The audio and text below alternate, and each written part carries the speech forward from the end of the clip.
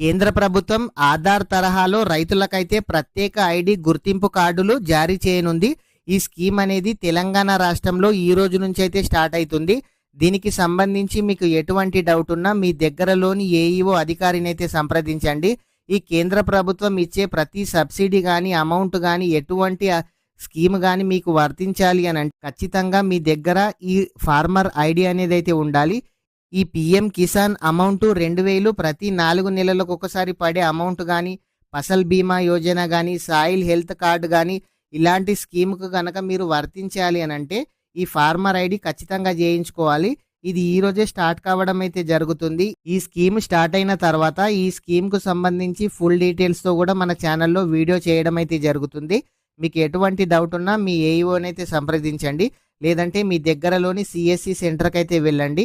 వాళ్ళు కూడా దీనికి సంబంధించి మీకు పూర్తి సమాచారం ఇవ్వడం అయితే జరుగుతుంది.